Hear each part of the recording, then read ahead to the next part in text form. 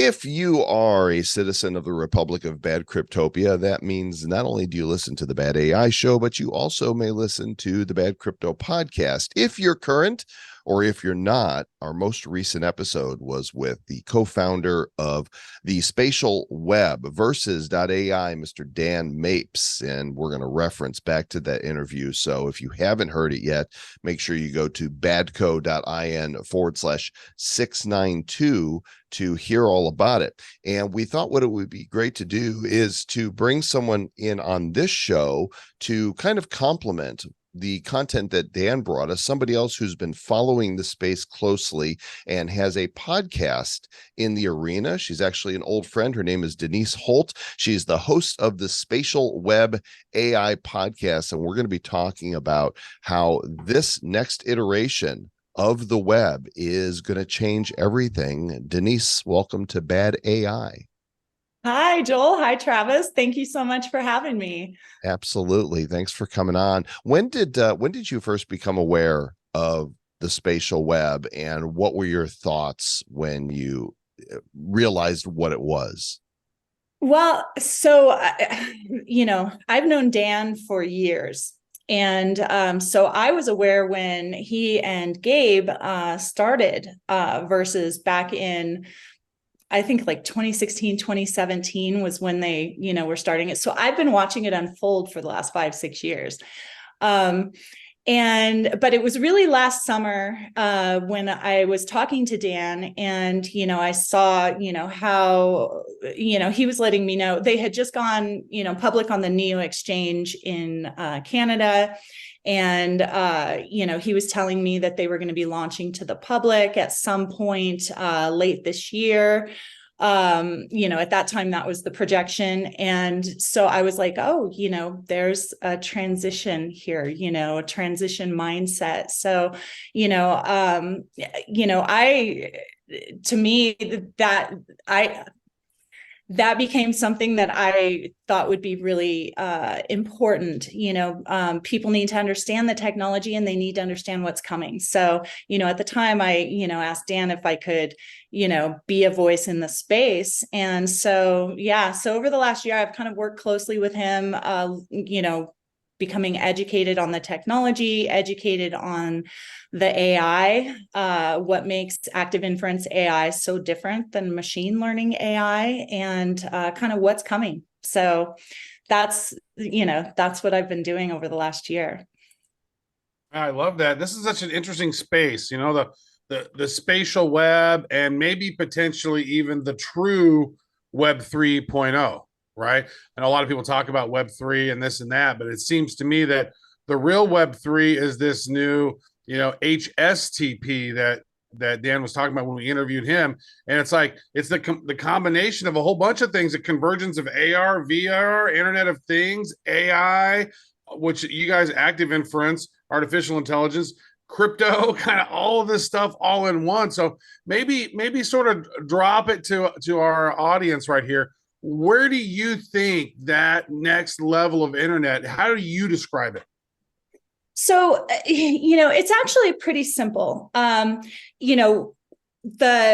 internet protocol, that we've been operating under with the World Wide Web is, HTTP, HTML. That gives us this library of space, or a library of pages and documents and websites, right? So all that's happening is that protocol is evolving to HSTP, Hyperspace Transaction Protocol, and the hyperspace modeling language is the programming language for it, right? So, that's going to allow us to move from websites and web documents into spaces, where every single person, place, or thing in any space is now locatable and programmable.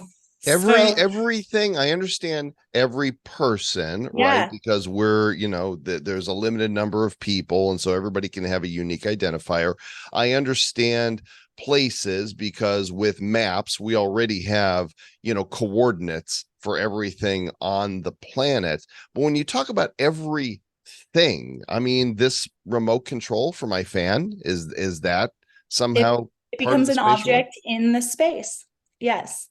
And it's locatable. How? This pen I don't, I'm lost on that. So, so if I'm programming a space, right, then all of the things within the space are going to be locatable to the point of what I determine is necessary for the context of whatever I'm doing within that space. So take a warehouse, for example, right? All of the things in that warehouse all need to be locatable. They need to be just defined as far as, the context around and within the space, right? Mhm. So Is that that with like an RFID chip or something? Is that how everything's going to be? Every physical item is going to be connected into the digital world? Because if you don't have no, there's got to be no, some no, no. digital interface, right? No. So what we're talking about here are digital twins, digital twin spaces. So, when you're defining a space with HSTP and HSML, what you're doing is you're creating a digital representation of that space that matches the physical space.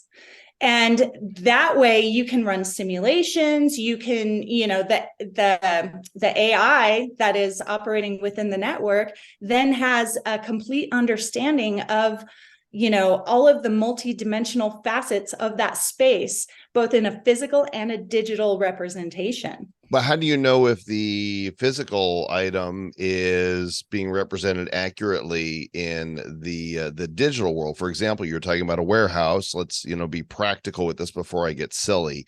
And there's a case of wine, right? And there's 12 bottles in there, and you want to make sure that this is moving from point A to point X all the way down the supply chain to get where it's going. How do we determine that item is actually there if there's not some sort of chip on it to indicate that it exists in the place, both physically and digitally? Well, yeah, then you have sensors, right? And all of that will be through sensor data, as well as the data, the data that is being attached to everything through the modeling language, the programming language. So you've got two things happening in these spaces, and this is what informs the AI. So you've got sensors, whether it be through cameras or IoT sensors or, any type of a sensor, right? And that is feeding perception into the AI system within the network. And then you also have the programmed context that is informing the AI about the spaces, about the objects, about the interrelationships between the things in the spaces. And, that updates the AI in real time, just like the sensors do. And what it is it's kind of this self-optimizing system that is in a constant state of belief updating for the AI to give it new understanding of what it knows to be true at any given moment in time about these things. So will that kind of be like, I know one of the things that is talked about heavily on this is like smart cities, right? Mm-hmm. It's almost like you could figure it out in real time, like, okay, based on traffic here and this, then, sort of how like Waze or Google Maps or whatever does with like, there's a lot of traffic in this area because we can tell by these phones that these are here. So you probably want to go around. So it sounds to me like there's going to be all kinds of new data points that's going to be able to be populated into this thing to give cities sites that they might not previously have had available to them. Is that a fair assumption? Yeah, the statistics, I think 1 trillion sensors are expected to be coming online over the next 5-10 years. That's a lot of data. It's a lot of data, and it's a little scary for some folks. Some people would look at that and go, oh, geez, here comes the panopticon. They're going to be watching us at every corner. We get time to get freaked out. So here's the beauty of it. So, and you guys will appreciate this because of the whole decentralized aspect of it. Within the hyperspace transaction protocol and the hyperspace modeling language, you are not only baking in the parameters and the details and conditions about the objects, but also about ownership, access, all of that. And so right now in the World Wide Web, any data that's exchanged, it's exchanging on the endpoints on the websites. That's why all data exchange is under the control of whatever umbrella of third party owns that site, In this context, or, in the spatial web, within these spatial domains, then all of the data is exchanging at every touch point. So it becomes permissionable or restrictable at every touch point. So you can put guardrails around any data that you want and any spatial domains that you want. So here's one interesting thing that's going to enable. Like right now, you have all these enterprise organizations that are telling their employees, you can't use ChatGPT because it opens up all of their proprietary data of the organization to that third party, OpenAI, because it's all exchanging on their servers. It's all, And so within the spatial web, with the active inference AI, you have this network now that's empowered by AI, but you can put guardrails around your proprietary data as an organization and still access the network and the capability of the AI within that network. So all your siloed data,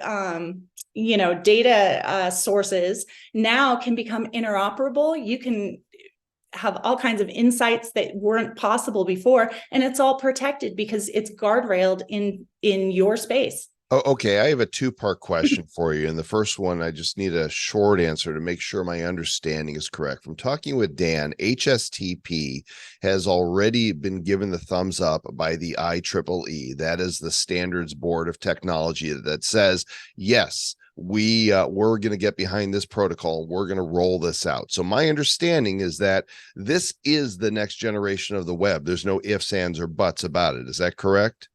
Absolutely. Yeah. Okay. And, yeah. And the core standards have been in development for 3 years now.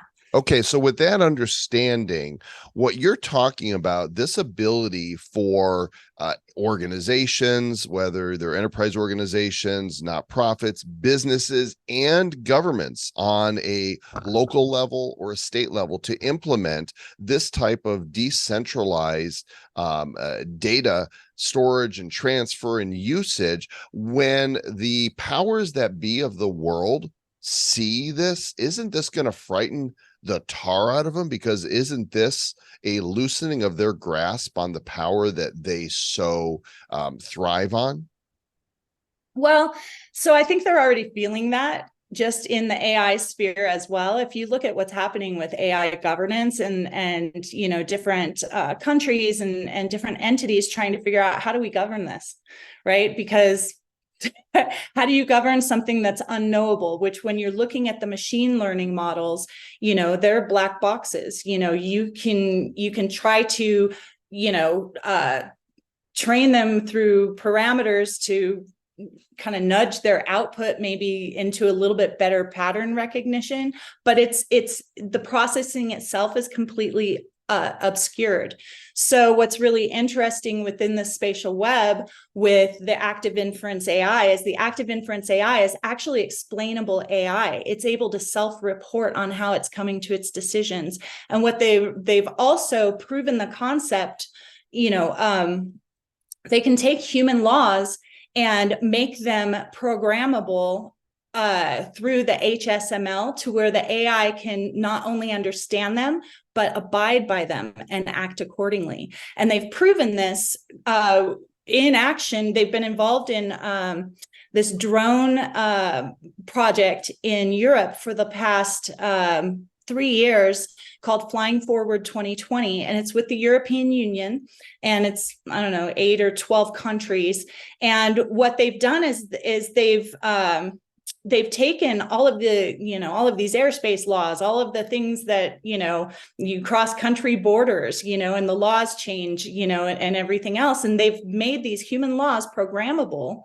And now the drones are able to seamlessly abide by all of the real-time changing laws. And they've done it for like medical supply delivery. They've done it for, perimeter security, all different kinds of use cases they've proven it out with.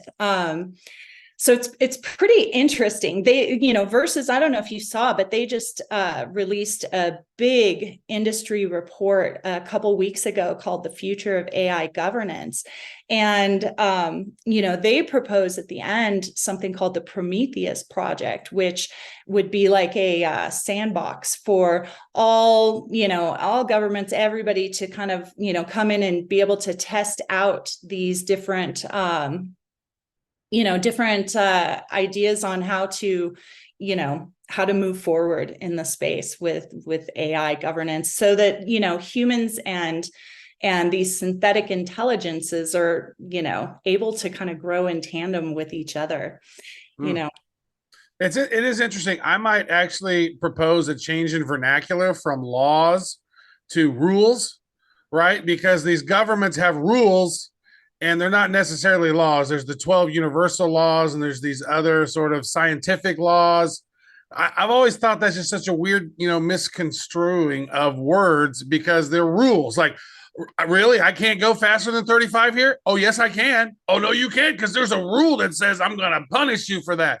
And so when we start programming these active inference into all these silly rules that are, even if it's a silly rule, like, what's going on in China right now with their social credit score is, we're using AI face tracking. We have identified that this is you. Here's your social credit score.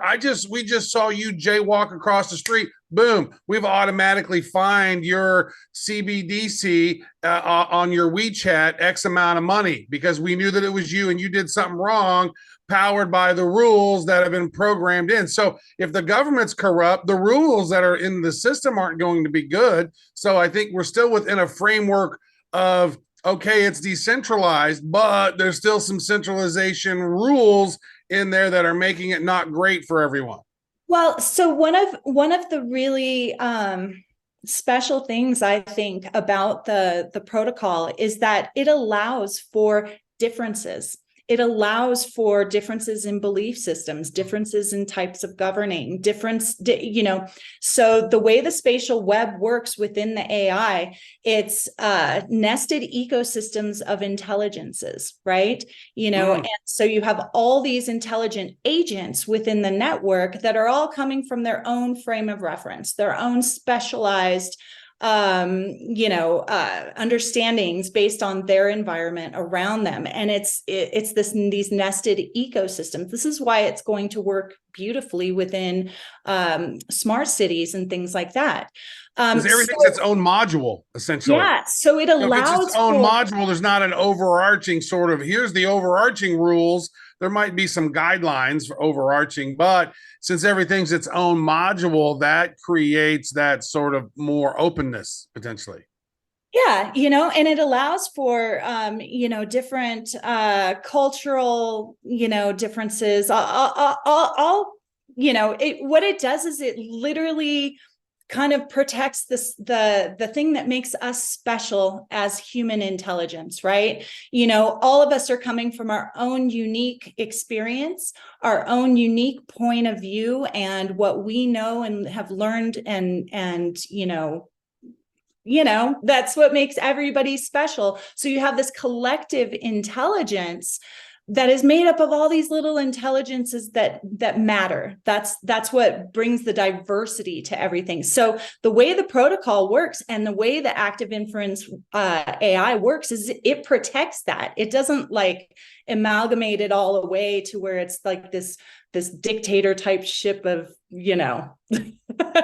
of one type of thinking.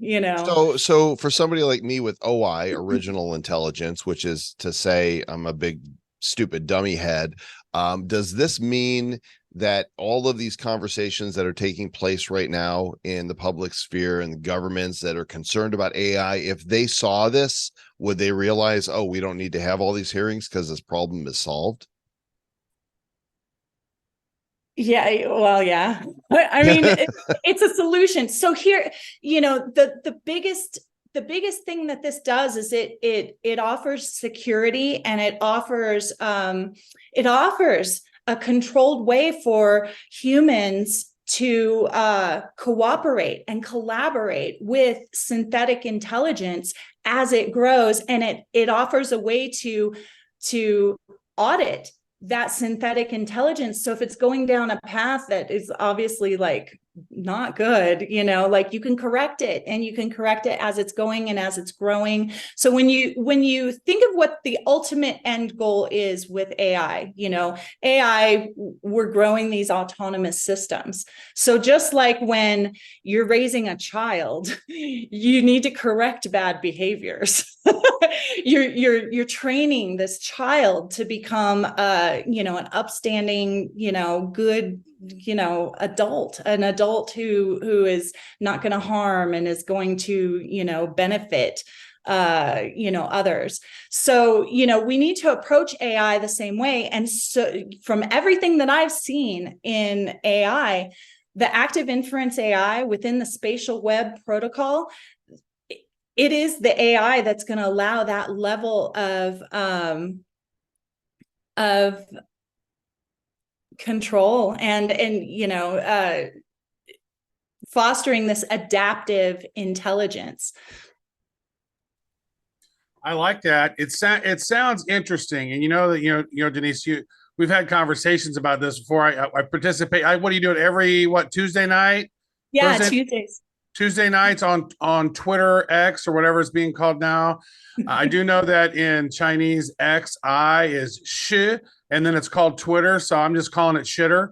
And so go ahead and do that. Reship this. Fair enough. Yeah. So Tuesday nights, 7:00. Is that right, Eastern? It's 5 p.m. Pacific. So 5 p.m. Pacific. So yeah. So later than that, I guess 8:00. Eastern. You guys are tuning in. Get on Twitter. Follow. You're Denise Holt with an underscore at the end. Yes. Yeah. At Denise Holt. Very good. Any other things that you think that we should know about the spatial web right now as we are ready to enter this brave new era of communications and technology? So, I think that the easiest way to describe for, people to understand the difference between what Versus is creating in the world of AI versus the AI that we're seeing and we've been seeing with the machine learning is, whereas machine learning, it takes, rather than just data loading for better pattern matching, pattern recognition, right? Which is what happens with the machine models, the deep learning models. Versus has actually created a system for real knowledge sharing. You're taking real-time data, data that is perceiving the world now, not just historical data it's been trained on. It's able to make decisions in real time, act in real time. The way the AI works, it works in a self-optimizing way through self-evidencing. It also minimizes complexity, which minimizes the energy draw. So, there's a lot of advantages to, what Versus has built and is building. And yeah, Well, we appreciate you coming on today, Denise, and sharing more. You guys can check out Denise's podcast, Denise Holt, HOLT.us, the spatial web AI future of AI, where she covers this topic regularly. We're right here at the beginning of this, gang. This is very few people know about this, and very rarely do you have the opportunity to see so clearly into the future that's coming. So, of course, go do your own due diligence before you would invest in anything related to this, but go research the project if this is interesting to you. For those of you that are savvy entrepreneurs, you might look and go, where is the opportunity going to be here? How can I create in this space so that I'm serving people via this new internet protocol? Yeah, so especially as Apple's getting ready to pop out with their Vision Pro, right? It's almost like Joel and I think we've been talking about this now for maybe 7 or 8 years, Joel. Personally, of like, whenever Apple drops that AR, VR, headset, goggles, whatever it is, whenever they drop that, the game is going to change. Metaverse not ready. It's Metaverse is empty. Most people don't care about it. It was great. It was buzzworthy. And people, I think, were thinking about it more so when the pandemic lockdowns were happening, because everybody's like, oh, let's get in the virtual world. But once these Vision Pro goggles drop, and they're dropping out 1 million, 2 million of these every X amount of time, more and more people start getting these. They're going to want more and more cool experiences, and it's only going to avalanche from there. And so, I actually, since we interviewed Dan on Bad Crypto, Joel, I picked up, I think, about another 1,500 shares of the Versa stock, just because it seems to me like I'm not a financial advisor. I'm not giving anybody anything to think about, but I'm just saying I am giving you something to think about. I'm not telling you what to do. That's what I'm doing. Yeah. So do that. Not financial advice. And just real quickly, to your point, Travis, one of the problems I think with, the metaverse space up until now is that, it hasn't been a real easy or seamless experience, and each one of these virtual spaces is just kind of a siloed application, right? So I'm looking at it on my computer screen, my 2D computer screen. Great. It's not awesome yet. So when you're talking about what Versus is doing with the spatial web and with this AI empowered network, you've got all these disparate technologies that are now going to be able to come onto this unified network. And so the level of interoperability, when you talk about COSM launching, the operating system that Versus is launching, and the AI app store where anybody can build an intelligent agent, an intelligent app, all these apps are going to be aware of each other and aware of the network.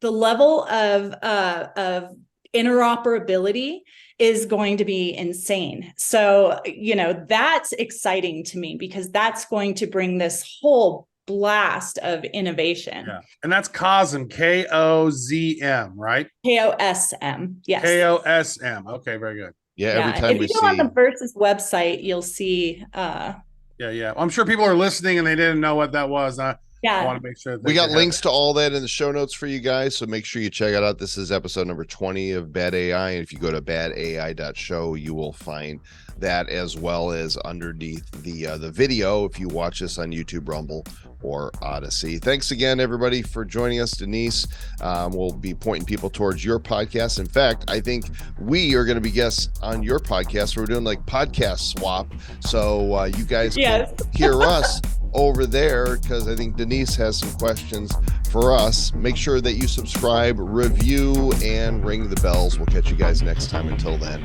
stay bad.